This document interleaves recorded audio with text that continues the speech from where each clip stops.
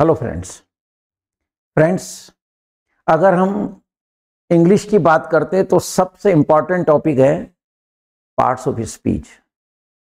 Parts of speech का मतलब है जो भाषा है बोली जाने वाली या लिखने के लिए, उसके जो मेन पार्ट्स हैं वो क्या हैं, उनका नॉलेज होना जरूरी है। जैसे noun, pronoun, verb, adverb, adjective, preposition, conjunction and interjection. ये 8 पार्ट जो पार्ट्स ऑफ स्पीच नाम का टॉपिक है, इसमें मेन ये 8 शब्द होते हैं। कई स्टूडेंट कहते हैं सर ये नाउन क्या है। फ्रेंड्स, अजीब भी लगता है जब कभी स्टूडेंट से मैंने पूछा कि स्टूडेंट भी पूछता है सर नाउन क्या चीज़ है एक्चुअली। मैंने कहा आप बताइए। तो in the long period of 40 years, whenever I place this question what is noun before the students in offline class, एक ही जवाब आता है कि सर पर्सन, प्लेस और थिंग को नाउन कहते हैं। I say very good. कहते हैं noun is a name of person, place और थिंग। फिर मैं ये सेंटेंस लिखता हूं and I ask to the students let me know, इसमें कोई पर्सन आ रहा है? कहते नहीं। मैंने कहा किसी स्थान का नाम आ रहा है? बोले नहीं। मैंने किसी चीज का नाम आ रहा है? बोले नहीं। तो मैंने कहा अब ये कंट्रोवर्शियल चीज हो गई। आप कह रहे हैं पर्सन, प्लेस और थिंग को नाउन कहते हैं और इस सेंटेंस में न पर्सन है, न प्लेस है, न थिंग है। अगर डेफिनेशन सही है तो इसमें नाउन नहीं है। और मैं कहता हूं कि सब्जेक्ट और ऑब्जेक्ट नाउन होते ही होते हैं 100%। अब यहां 2 चीजें कंट्रोवर्शियल है। डेफिनेशन को देखते हैं तो इस सेंटेंस में नाउन नहीं है, और मैं कह रहा हूं सब्जेक्ट और ऑब्जेक्ट नाउन होता ही होता है। इसका मतलब डेफिनेशन में कमी है। वो कमी क्या है फ्रेंड्स? देखिए इधर, पर्सन, प्लेस और थिंग। अगर सेंटेंस में पर्सन है तो उसे पहचान जाएंगे आप, प्लेस का नाम है तो भी पहचान जाएंगे सेंटेंस के भाव से। लेकिन थिंग जो चीज है, अब मैंने स्टूडेंट से ऑफलाइन क्लास में पूछता हूं थिंग का मतलब क्या होता है? बोले चीज। मैंने चीज किसको कहते हैं? बोले वस्तु। मैंने कहा तो इसका प्राइवेट हो गया। हमने कहा थिंग क्या होता है? बोले चीज जो दिखती है। यहीं तक सीमित लोग बोल पाते हैं। तो फ्रेंड्स, एक्चुअल नाउन क्या है? क्या जो चीजें दिखती हैं इसी को नाउन कहते हैं? ऐसा नहीं है। तो इस चीज को समझें आप कि पर्सन, प्लेस और थिंग को नाउन कहते हैं, लेकिन थिंग को डिफाइन करना है तो थिंग को ऐसे डिफाइन किया गया है, the word thing includes all the objects that we can taste, smell, see, hear, touch and something that we can think of but cannot perceive by the। Problem कहां आ रही है कि पर्सन, प्लेस, थिंग, ये line तो पढ़ा देते हैं लोग, राइट, लेकिन थिंग को वो डिफाइन नहीं करते हैं। तो थिंग का मतलब चीज वो नहीं जो दिख रही है, या खाने पीने की चीज होती है वो भी दिखती है, ऐसा नहीं है। अब थिंग को एक्सप्लेन कैसे करते हैं? The word thing includes all the objects that we can taste, smell, see, hear, touch, and something that we can think of but cannot perceive by the senses। perceive मतलब जानना। think का मतलब ऐसी चीज जो चखने में आ जाए। अगर किसी चीज का टेस्ट आ रहा है तो वो चीज है। मैंने स्टूडेंट से ऐसे पूछा कि कोई ऐसी चीज जो दिखती नहीं हो पर टेस्ट आता हो। मैंने कहा नहीं। मैंने कहा अगर हम साबुन के ऊपर 2 बार उंगली रगड़ के और किसी को चटाएं तो वो नहीं बता पाएगा कि ये साबुन लगी हुई है। बोले हाँ, उस समय उंगली पे साबुन नहीं दिखती है। किसी भी चीज में अगर हम मान लो उंगली टच करके उसको चखाएं तो उसका टेस्ट तो आता ही है। एक IQ के क्वेश्चंस होते हैं इस तरह के कि क्या ये संभव है कि चीज दिख नहीं रही है लेकिन मतलब आप उसका टेस्ट बता दो। मैंने कहा साबुन के ऊपर 2 बार उंगली रखो, नींबू में उंगली डुबो दो, किसी भी चीज में सामने वालों को चटाओगे यहाँ कुछ नहीं दिख रहा है, लेकिन इवन देन पॉजिटिवली वो कहेगा कि ये साबुन लगी हुई है इसके ऊपर। तो सुनिए, तो जो चीज चखने में आ जाए, जिसका स्वाद आता हो, स्वाद कब आएगा? जब चीज है, नाउन है। अब दुनिया में जिस चीज का भी स्वाद आए दैट इज है, और है मतलब नाउन। जो सूंघने में आ जाए, हम स्प्रे करके आते हैं, परफ्यूम लगा के आते हैं तो शर्ट पे परफ्यूम तो नहीं दिखता, लेकिन आपके पास जो बोतल है घर पे उसमें लिक्विड है, तो जो है वो नाउन है। ऐसे आंख, आंख से जो दिखता है, राइट। कान, जो सुनाई देता है, गाना सुनाई देता है, उसमें जो शब्द आ रहे हैं, नाउन है। और स्पर्श, किसी भी चीज को हम स्पर्श करते हैं। अब स्पर्श का मतलब मैं पूछता हूं क्या होता है, बोले छूना। मैंने कहा छूते कैसे हैं, कहते हैं सर हाथ से। मैंने कहा अगर मैंने आपके पैर पे पैर रख दिया तो ये छूना नहीं हुआ। पर होता क्या है कि जो कॉमन चीज बोली जाती है वो लोग उसी के ऊपर गौर करते हैं कि साहब छूना हाथ से होता है। मैंने कहा पैर से नहीं छू सकते। दो जने बैठे हैं, हमने कोहनी से उसको टच किया तो क्या छू नहीं रहा हूं। तो स्पर्श का मतलब होता है स्किन। आइस क्यूब लें, सिर से लेके और पैर के तले तक चले जाइए, बॉडी में जहां भी आइस क्यूब टच करोगे, ठीक है, ठंडक महसूस होगी। किसने एहसास कराया, स्किन ने।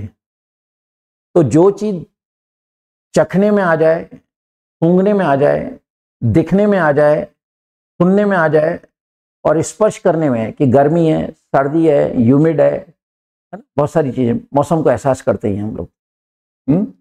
आगे कहता है and something that we can think of but can not perceive by the senses.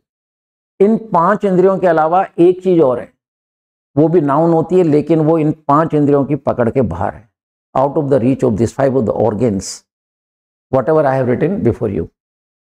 एक चीज ऐसी है जो केवल दिमाग के पकड़ में आती है, उसको आप चख नहीं सकते, सूंघ नहीं सकते, देख नहीं सकते, सुन नहीं सकते और उसको स्पर्श नहीं कर सकते।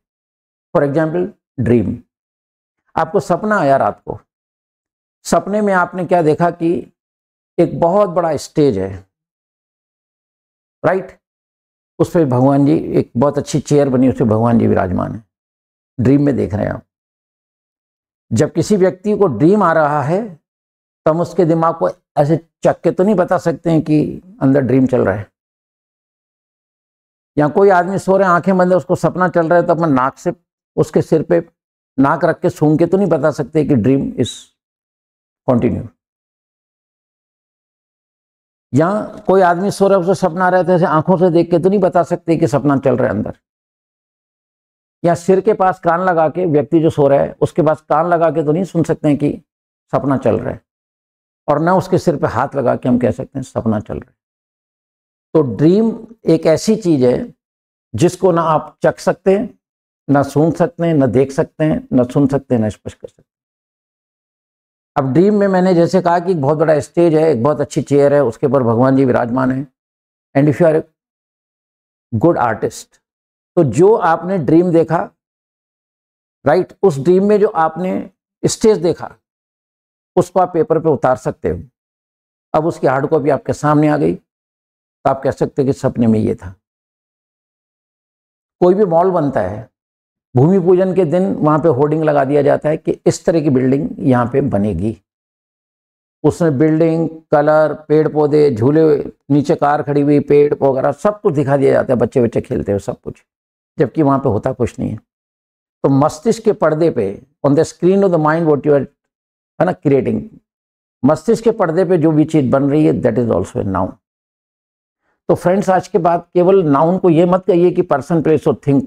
अगर किसी को भी आप पढ़ रहे हैं या किसी को घर में छोटे बच्चों को समझा रहे हैं तो थिंग को एक्सप्लेन करें। पर्सन तो समझ में आएगा, प्लेस भी समझ में आएगा, but when we talk about the thing का मतलब वो नहीं जो दिखता है। ये डेफिनेशन आपके सामने है, थिंग को मैंने एक्सप्लेन ऐसे किया है, राइट। अब एक चीज और होती है कि हम इंग्लिश की जो वोकैबुलरी है उसमें नाउन्स को कैसे पहचानें, राइट। अब यहाँ कैसे पहचाने, ये एक प्रश्न उठता है। तो देखिए, इसके लिए मैंने आपके सामने जो जो पॉसिबिलिटीज है जहां नाउन आता है वो पॉसिबिलिटीज आपके सामने रख रहा हूं। पहली चीज है किसी का भी नाम, जैसे Sita is beading chaplet, Sita माला जप रही है। बीड यानी जपना भी होता है, और बीड का मतलब मणके, चाहे वो प्लास्टिक के हों या रुद्राक्ष हों, चांदी के हों, सोने के हों, है ना, लकड़ी के हों। मणके जो होते हैं उनको बीड कहा जाता है, और बीड का मतलब जपना भी होता है। Sita is beading chaplet. तो किसी पे कि नाम लोगे तो वो नाम हमेशा नाउन होगा ही होगा। दूसरा आर्टिकल, चाहे ए हो चाहे एन हो, राइट, चाहे द हो, आर्टिकल के बाद, राइट, आर्टिकल के बाद वैसे मेरा एक वीडियो है, आर्टिकल, प्रीपोजिशन और possessive pronouns, my, your, his, her, our, their, ये वीडियो है, आप देख सकते हैं यूट्यूब पे। आर्टिकल, प्रीपोजिशन और पॉसेसिव प्रोनाउन के बाद जो भी शब्द आएगा 100% नाउन होगा, ईदर अलोन और विथ एन एडजेक्टिव।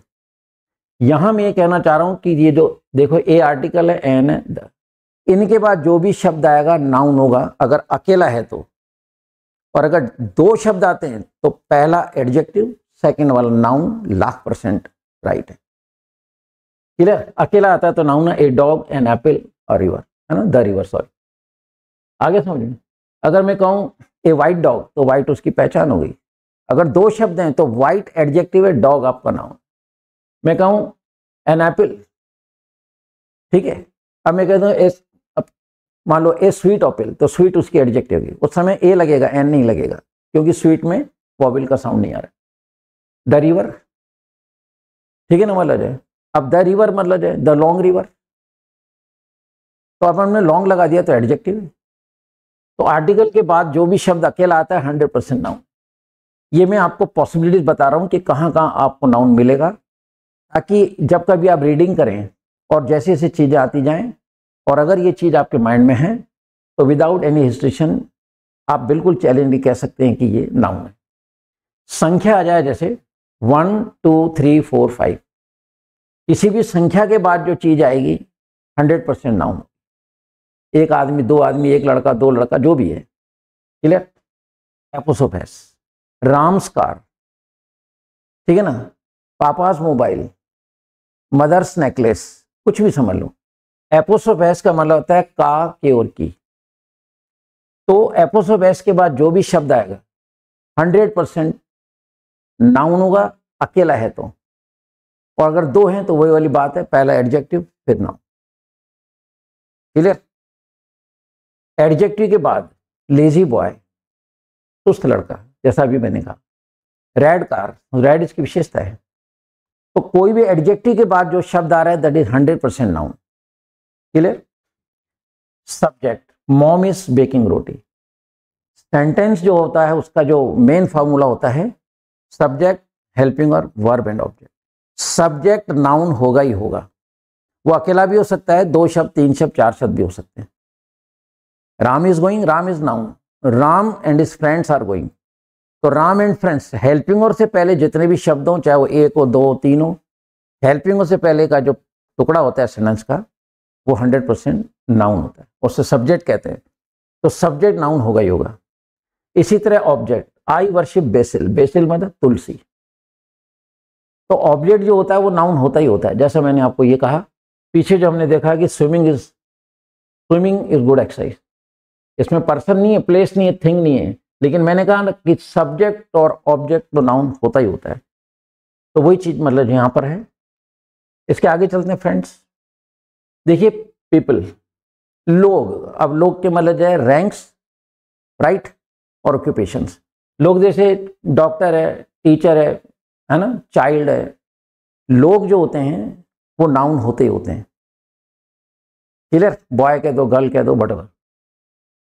प्लेसेस में स्कूल, गार्डन कह दो, अजमेर कह दो, टेम्पल कह दो, जगह का नाम है वो नाउन होगा ही होगा। थिंग्स, जो चीजें दिख रही हैं नाउन है ही। टेबल है, कुर्सी है, कार है, मोटरसाइकिल है, मोबाइल है, वटएवर। जिन शब्द के एंड में ई आर और ओ आर आता है, आप देख रहे हैं क्या टीचर में ई आर आ रहा है, यहाँ ई आर आ रहा है, यहाँ ओ और ओ आ रहा है, 100% नाउन कहलाएंगे। पॉसिबिलिटीज है ये। जिन शब्दों के अंत में आई एस टी आता है, जैसे टाइपिस्ट देख रहे हैं आप, आई एस टी आ गया, आर्टिस्ट देख रहे हैं, साइंटिस्ट देख रहे हैं। Clear? I A N, musician, historian, American, African. तो आई ए एन, यहाँ ए एन आ जाए, ये आई एन देख रहे हैं आप, यहाँ पे ए एन आ रहा है, दीज आर 100% नाउन। ठीक है? नेस, काइंडनेस, डार्कनेस, वीकनेस। जब कभी भी नेस वाला शब्द आ जाए, आंख बंद करके उसे आप नाउन कहेंगे। टी वाई, अब जैसे ऑनेस्टी, ट्रीटी, राइट। अब यहां मैं ये कहूंगा कि अपवाद हर जगह होता है। जहां मैंने 100% बोला है वो 100% बोला है, लेकिन जब मैं यहां आया तो अगर मान लो एक वर्ड में TY की बात करता हूं और मैं यहां वर्ड लिख देता हूं टेस्टी। टेस्टी आपका एडजेक्टिव है, इट्स नॉट नाउन, राइट। वो नाउन नहीं है। अपवाद होता है, इसलिए क्या होता है कि 100%, मेरा जो ओपिनियन है वो है कि 100% इज ओनली ऑलमाइटी पावर। ईश्वर के अलावा 100% मेरा कॉन्सेप्ट ये कहता है कि नहीं है, पॉसिबल ही नहीं है। हर आदमी अपने फील्ड में कुछ हद तक मास्टरी रख सकता है, लेकिन वो कह दे कि मैं 100% हूं, आई डोंट थिंक कि ऐसा होता है। ईश्वर 100% है, आई ट्रेमेंडसली बिलीव इन इट। तो TY, और देखिए अब ऑनेस्टी में TY आ गया, TT आ गया, प्योरिटी आ गया, यहाँ ITY आ रहा, एक्टिविटी रियलिटी, कॉमन वर्ड्स हैं। MENT, जिस भी वर्ड के एंड में MENT, agreement, movement, government, development, MENT से एंड होने वाले सारे शब्द नाउन होंगे। TION, SION, एजुकेशन, TION, देखिए MENT वाले, है ना। यहाँ पे आप देख रहे हैं TION, यहाँ TION, यहाँ पे आ रहा है आपका TION, यहाँ पे आ रहा है SION और ये SION। So the words those are ending in either TION or SION are nouns. Clear? ANC और ENC, इंपॉर्टेंस में देखिए ANC आ रहा है, ANC आ रहा है अटेंडेंस, डिफरेंस में ENC आ रहा है, एग्जिस्टेंस में ENC आ रहा है। तो अगर आप इन वर्ड्स को ध्यान में रखते हैं तो you can generally say that कि ये सारे के सारे नाउन है, राइट। हुड, शब्द सुनाइए आपने, चाइल्डहुड, ब्रदरहुड भाईचारा, नेबरहुड पड़ोस, मदरहुड, है ना। तो जिस शब्द के अंत में हुड आ जाए, ये सब पीछे जुड़ेंगे, जिसको हम बोलते हैं सफिक्स। पीछे जुड़ रहे हैं, जितने भी मैंने पीछे भी बताया और ये भी देख रहे हैं, पीछे जुड़ रहे हैं। ये चाइल्ड में हुड पीछे आ रहा है, तो ये सब के सब नाउन्स कहलाएंगे। देख रहे हैं आप, ठीक है।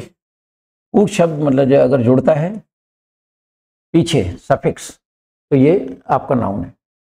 Ship, friendship, leadership, membership, scholarship. तो कोई भी शब्द जो SHIP इसके अंदर एंड हो रहा है, आप उसे नाउन कहेंगे। ऐसे dom, DOM, words are before you, wisdom, kingdom, freedom, boredom, और भी हो सकते हैं। तो जिस भी वर्ड के एंड में DOM आ जाए, that is also a noun.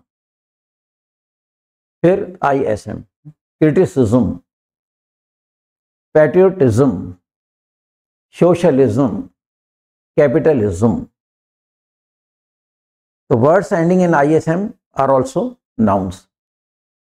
फिर एज, जिस शब्द के अंत में एज आ जाए, marriage, passage, percentage, baggage, hermitage, मतलब आश्रम। हर्मिटेज मीन आश्रम। हर्मिट जो वर्ड होता है, ठीक है, साधु को बोलते हैं जहां वो रहते हैं, हर्मिटेज। तो जिस भी शब्द के एंड में आप AGE देखें, उनको आप बेधड़क नाउन कहें। क्लियर? और कुछ ऐसे शब्द जिनके एंड में URE आता है, क्लोजर, प्रेशर, एक्सपोजर, फेल्योर, इनमें आप देख रहे हैं कि URE। और जिन शब्द के एंड में AL आ जाए, refusal, approval, arrival, dismissal, national, तो जो भी शब्द AL से एंड होते हैं, दे आर ऑल्सो नाउन। अब फ्रेंड्स एक प्रश्न उठता है कि दीज आर द पॉसिबिलिटीज, कि जब आप इंग्लिश की रीडिंग करेंगे और जिन वर्ड्स के एंड में ये आएंगे, सफिक्स कहलाते हैं क्योंकि सब पीछे जुड़ रहे हैं। बात ही समझ में, ये पीछे जुड़ रहे हैं, राइट। अब मैं प्रीफिक्स की बात करूंगा, लेकिन इससे पहले मैं आपको एक चीज बता दूं कि वर्ड के बाद जो लगता है सफिक्स, और कुछ शब्दों के पहले जो लगता है उसको प्रीफिक्स या एफिक्स कहते हैं।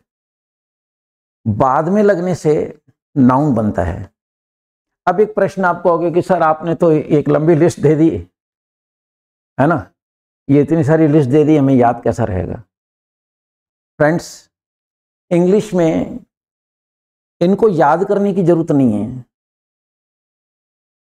इसको मेरी भाषा में बोलता है, इनके दर्शन रोज कीजिए। दर्शन मीन्स रिवीजन। फ्रेंड्स, अगर आप इस चीज को मान लो 10 दिन तक देख लें, केवल देखना है, रिवीजन करो, रटना नहीं है। I am totally against cramming. I always go on advising to the students whether they are offline और ऑनलाइन, किसी को रटने की जरूरत नहीं है। दर्शन रोज करिए आप इनके, रिवीजन रोज करोगे। क्या आपको नहीं लगता कि आज अगर आप 10 दिन तक ये देख लें कि आर्टिकल के बाद चाहे वो ए हो, चाहे एन हो, चाहे द हो, जो भी शब्द आएगा 100% नाउन होगा, अकेला है तो, और डबल है तो जैसा मैंने कहा, पहला एडजेक्टिव, दूसरा नाउन। अगर आप इसको 10 दिन तक देखेंगे, याद नहीं होगा। क्या आवाज आ रही है यहां से? होगा ना। तो कुल मिला के बात क्या है? सोच, फिर मन बनाइए, समय निकालिए। अब इस चीज को कितना, 5-10 मिनट का, वैसे अगर रिवाइज करेंगे तो मैं नहीं समझता कि इसमें 5 मिनट भी लगेंगे, राइट। क्योंकि आप पहले समझ लें, समझने के बाद फिर मतलब जाए, ये जो पॉसिबिलिटीज हैं कि जहां जहां नाउन आ सकता है वो मैंने सब आपके सामने स्क्रीन पे रखा है, बात खत्म हो जाती है। तो अगर आप ये सोच रहे हैं कि इनको याद कैसे करेंगे, तो मैं कहता हूं आप गलत सोच रहे हैं। आपको रोज देखना है, रोज देख लीजिए, कहानी खत्म हो जाती है। पर सोच की बात है कुल मिला के, तो रटना नहीं है। इनको रोज देखिए आप, 10 दिन 15 दिन, फिर अभी MENT आ रहा है, नाउन होता है, बात खत्म हो गई ना। TION आ रहा है, नाउन होता है, बात खत्म हो गई। तो ये जो भी शब्द है, पीपल है, जो भी है, जो मैंने आपको समझाया। अब ये सब सफिक्स हैं, आप देख रहे हैं, ये सब सफिक्स हैं, पीछे जोड़ते हैं ये। जब हम अफिक्स की बात करते हैं तो यहां लिखा है प्रीफिक्स लगाने पर नाउन कभी नहीं बनता है। किसी वर्ड के शुरू में कुछ जोड़ दें, वो कभी नाउन नहीं होगा। लेकिन प्रीफिक्स नाउन के मीनिंग को मॉडिफाई करता है। वो जो किसी शब्द के पहले लगा रहे हैं, वो इसको मॉडिफाई करता है, उसकी क्वालिटी को बढ़ाता है वो। लेकिन किसी भी शब्द के पहले कोई प्रीफिक्स शब्द जोड़ के उसको नाउन नहीं कहेंगे आप, नहीं बनता है। प्रीफिक्स अफिक्स नाउन नहीं बनता है। जैसे इंटरनेशनल, अब इंटर लगा दिया, राइट, लेकिन ये नाउन नहीं है। पर नेशनल जो है उसको मतलब ये मॉडिफाई कर रहा है, इंटरवर्ड। यहाँ सेंस को मॉडिफाई कर रहा है, वहाँ प्लेन को कर रहा है, फादर को कर रहा है, बिहेव को कर रहा है, ग्रैम को कर रहा है, मदर को कर रहा है। तो अगर हम किसी शब्द के पहले लगा देते हैं तो वो कभी भी नाउन नहीं बनेगा। लेकिन अफिक्स जो होता है, सॉरी, या अफिक्स या प्रीफिक्स, वो नाउन के मीनिंग को मॉडिफाई करता है, उसकी क्वालिटी को बढ़ाता है। इसी चीज को मैंने यहां लिखा है, prefix usually does not show the word is a noun directly. कभी नहीं कहा डायरेक्टली नाउन है, but it modifies the meaning of the noun. तो फ्रेंड्स, जब तक हम इस तरह की चीजों को नहीं सुनेंगे और नहीं सीखेंगे तो कॉम्पिटिटिव एग्जाम्स तो क्लियर नहीं होने वाला है, ये निश्चित है। और कॉम्पिटिटिव एग्जाम्स में इंग्लिश का पोर्शन ही स्कोर बना देता है या खराब कर देता है। चलो वो भी एक बात है, लेकिन आज आप देखें टेक्नोलॉजी का जमाना है और मैं नहीं समझता हूं कि it will be possible for anyone to survive without knowledge of English. तो इंग्लिश बहुत आसान लैंग्वेज है, पर इसको रटना नहीं है कुछ भी। जो भी कुछ पढ़ाया जा रहा है उसको समझना है, सेंस यूज करना है, क्लियर। और दर्शन रोज कर रहे हैं, दर्शन मीन्स रिवीजन। बस मंदिर में रोज दर्शन करने जाते हैं ना, वहां श्योरिटी नहीं है कि ईश्वर उस समय आशीर्वाद किसी को मिल भी जाता है मंदिर में, किसी को नहीं भी मिलता है, राइट। हो सकता है कर्मों का खेल हो।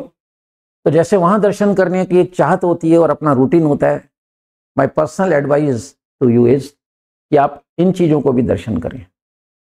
रोज देखने से आपको ये चीजें याद होंगी, रटने की जरूरत नहीं। तो बहुत छोटी सी बात है, वो है मन। You must have curiosity to learn more and. With this words, good bye to all of you. जय हिंद। डाउनलोड करें इंग्लिश वाले सरदार जी ऐप और सीखें इंग्लिश।